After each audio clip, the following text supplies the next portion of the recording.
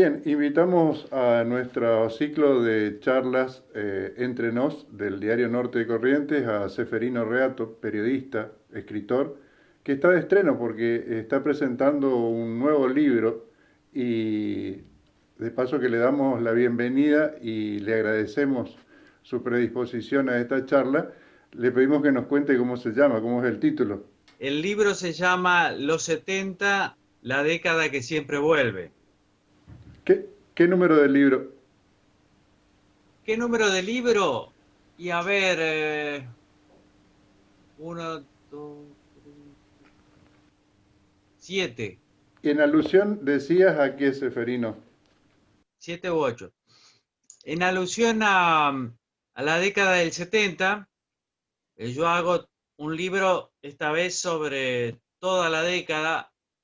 Ya me he ocupado de ese tema, pero siempre partiendo antes de un hecho puntual, por ejemplo, el asesinato de Rucci o el ataque de Montoneros al cuartel de Formosa, y después trataba de explicar el clima de época. Ahora hago al revés, trato de explicar toda la década desde 1970, cuando se formaron los dos grandes grupos guerrilleros, Montoneros y el Ejército Revolucionario del Pueblo, hasta el 83, cuando recuperamos la democracia. Son pocas páginas, 239, donde con 6 capítulos, una introducción, un legado y 3 anexos, un epílogo, ¿no?, que se llama El legado, y trato de explicar esa década, a partir de algunos interrogantes comunes, que son por qué tantos jóvenes, por ejemplo, de clase media, media alta, se hicieron peronistas y a la vez abrazaron la lucha armada, cuál fue la relación con Perón tan sinuosa, que empezó muy bien y terminó muy mal. Y también me ocupo de las víctimas de la dictadura, pero también las víctimas de las guerrillas, tratando de esclarecer temas polémicos como los números, ¿verdad? La cantidad de víctimas. Un tema que está todavía bastante debatido. Pero antes de entrar de lleno a los capítulos del libro, o por lo menos que desmenucemos algunos de los temas, contame, ¿cómo es esto de escribir en pandemia? ¿Lo tenías pensado de antes? ¿Lo hiciste durante este periodo tan especial que estamos viviendo? Bien, yo ya tenía la idea de hacer un libro utilizando material ya publicado y material nuevo, pero con un enfoque más general sobre los 70. También tenía otro libro sobre el macrismo, sobre Macri, pero al principio de la pandemia, en marzo, cuando se veía que ya iba para largo, la verdad que el macrismo me aburría bastante, así que me concentré en el otro libro. Y una vez que lo terminé, el dilema fue el que vos planteaste, qué hacer, porque estaban todas las librerías cerradas acá, ¿no?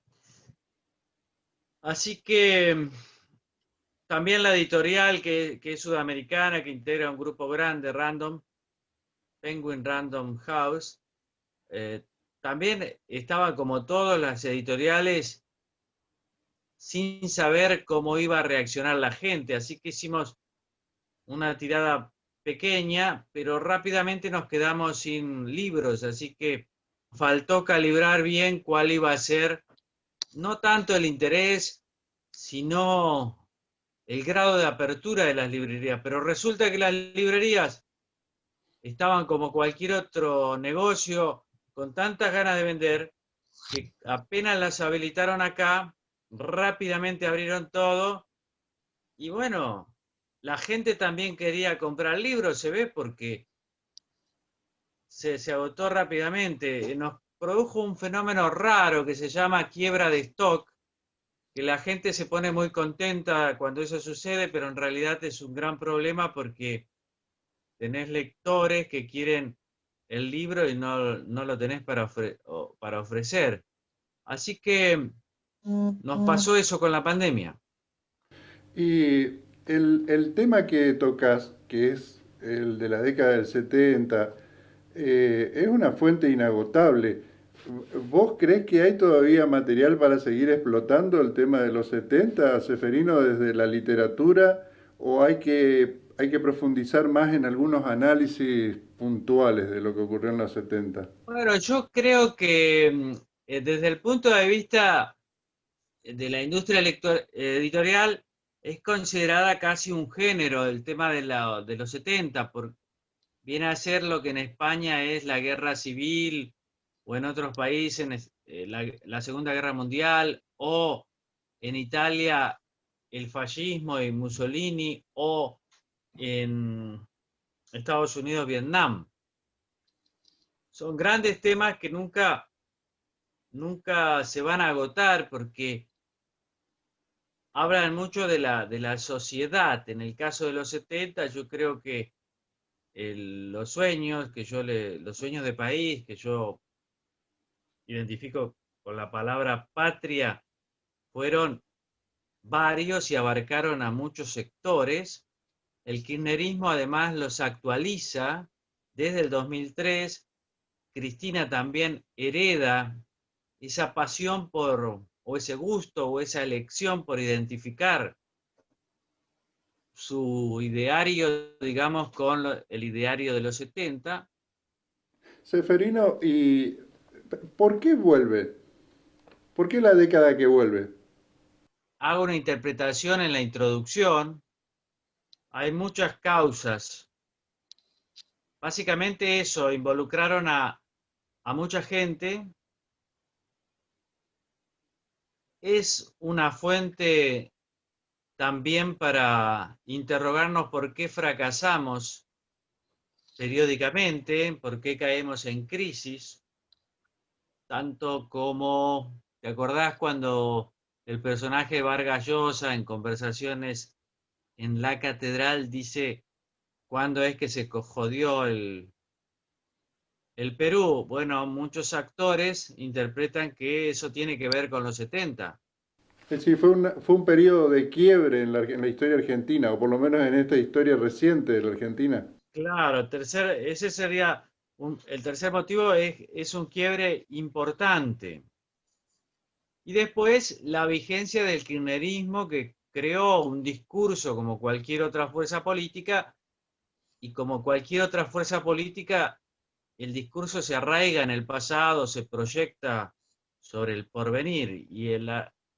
Lo que está claro en el kirchnerismo es que, según Néstor y Cristina han dicho y repetido, el ADN de esa fuerza política, que diríamos el kirchnerismo, el cristinismo, está en los 70. Ellos mismos se consideran los herederos de esos jóvenes idealistas que en los 70 fracasaron, pero que ahora no van a fracasar, van a tener éxito. ¿Cómo Cristina sigue siendo un personaje protagónico de la política nacional? Lo que ella elija, el discurso que ella vertebre, tiene obviamente o despierta un rechazo en la oposición. Por lo tanto, los 70 se alimentan de todo eso. ¿Y vos considerás que ese discurso, ese ideario, como lo dijiste hace un ratito, se está retroalimentando ahora con las nuevas generaciones o podemos decir que es casi un proceso de descubrimiento que es muy fugaz justamente en este tiempo de la realidad tan líquida? Sí, la realidad es líquida, pero las ideas simples, la realidad construida bajo una forma maniquea, despierta una gran adhesión, especialmente en fuerzas políticas que hacen de la militancia, digamos, uno de sus vectores más importantes. Quiero decir, la militancia kirchnerista o cristinista necesita de una visión maniquea de la historia, y los 70 construidos bajo esa visión se lo proveen inmediatamente, porque ¿qué hay más, qué hay más de maniqueo que pensar que el mundo se puede cambiar a partir de la violencia armada? ese modelo es como que está perdido, ¿no? Es decir, no tiene hoy un reflejo concreto en algunas naciones. Es como volver a buscar algo que el mundo ya no usa. No, las armas no las usás, pero la antinomia la usás, buenos contra malos, el pueblo versus la oligarquía, la patria grande versus el imperialismo, el mercado versus el Estado, el egoísmo versus la solidaridad. Son siempre las mismas antinomias.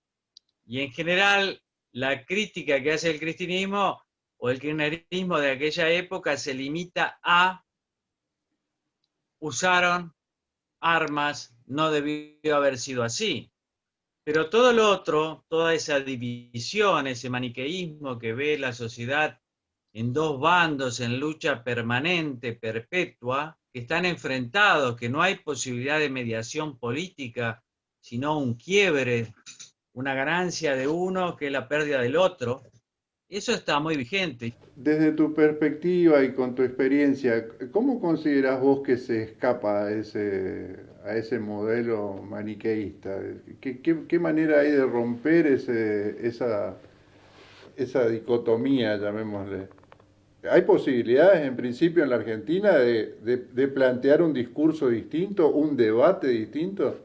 Claro, me faltaba completar que esa, digamos, estamos hablando de la visión revolucionaria, genera automáticamente una visión contrarrevolucionaria, que yo creo que se expresó claramente en los 70, ¿verdad? Y que explica el rol de otros jóvenes idealistas que también pensaban que la solución venía del lado de las armas. Después, cómo se sale de esto? Yo no creo mucho en la memoria, creo más en la historia, porque la historia integra distintas visiones. Y creo que a los 70 le faltan distintas visiones.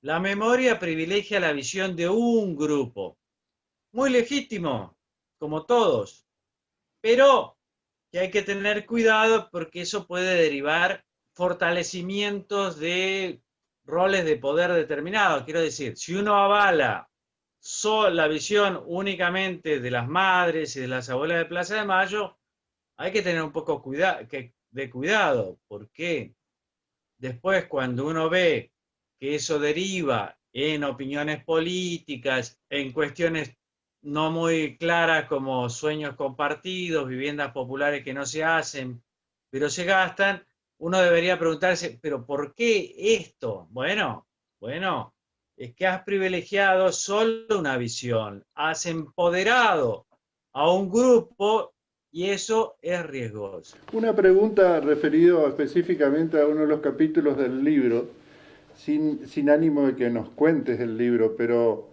te ocupás de indagar por qué muchos jóvenes que eran de familia, digamos, familia bien, incluso con buena posición económica, muchos de ellos militantes del catolicismo, se volcaron a esa corriente, llamémosle revolucionaria, la de tomar las armas. Es uno de los episodios que más siempre me han interesado. La moda era ser peronista y ser peronista rápido. A mí eso de las modas me llama la atención. Ese compromiso súbito que tomaron hijos de hogares antiperonistas, conservadores. ¿De dónde les salió ese combustible espiritual que explica la disposición de tantas personas de salir a matar y a morir?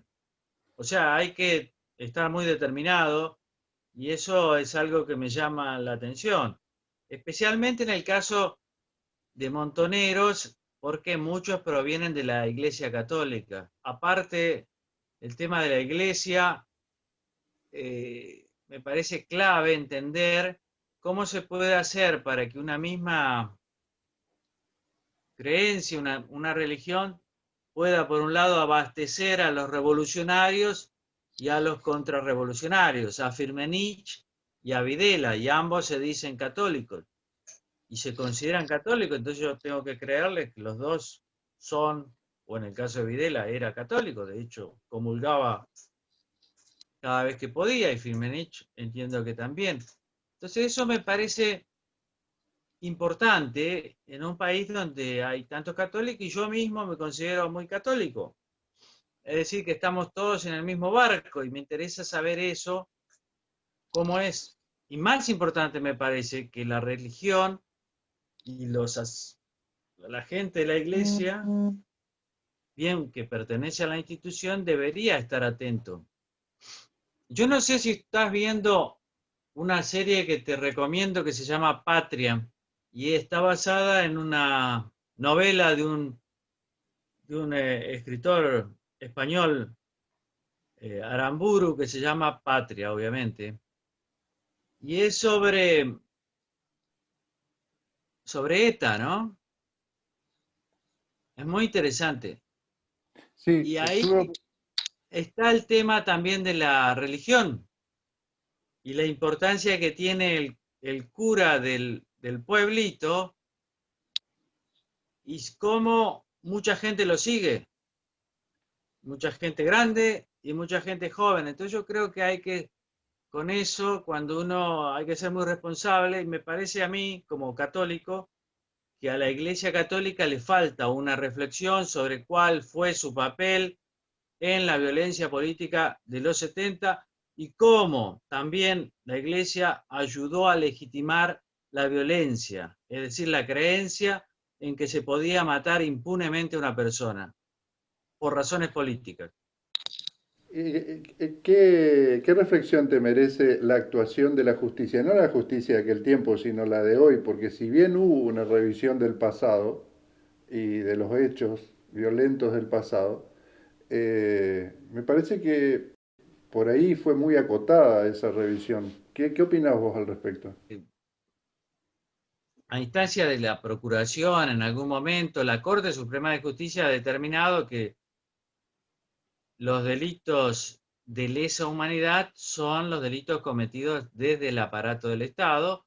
Los otros delitos cometidos por grupos insurgentes o revolucionarios o guerrilleros o subversivos o como se quiera llamar, pertenecen a la sociedad civil, por lo tanto no son delitos de lesa humanidad. Esa es una decisión de la Corte Suprema de Justicia, es bastante polémica, pero es la decisión que la Corte ha tomado. No es lo mismo que se piensa en otros países.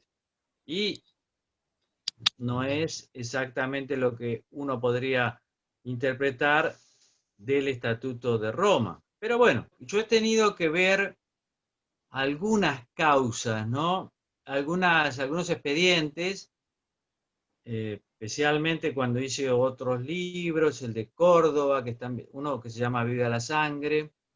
Creo que el ánimo de justicia es muy importante. Yo entiendo mucho a las víctimas. Ahora, del otro lado, las víctimas de las guerrillas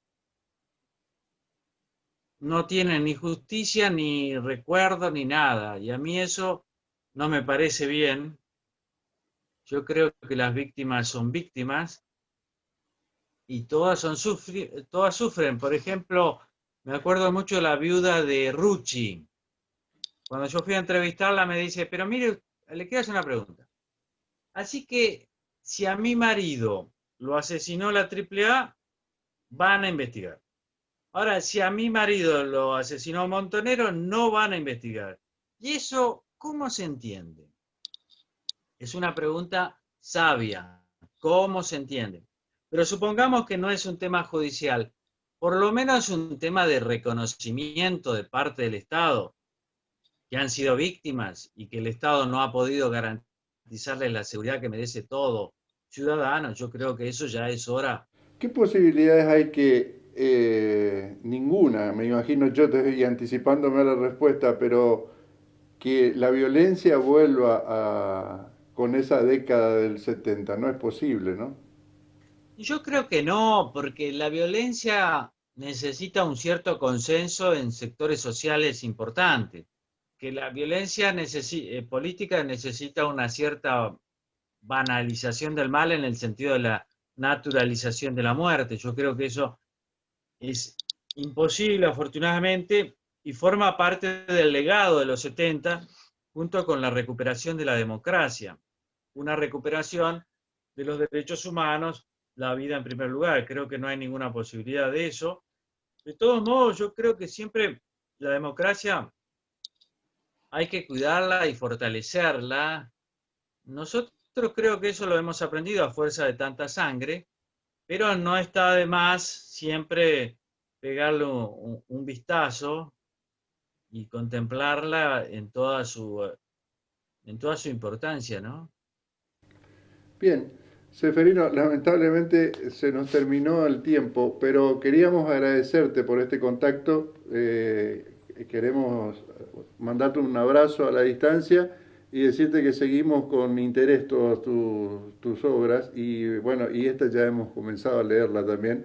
Seguramente habrá otra oportunidad en la que podamos volver a conversar. Te agradecemos mucho.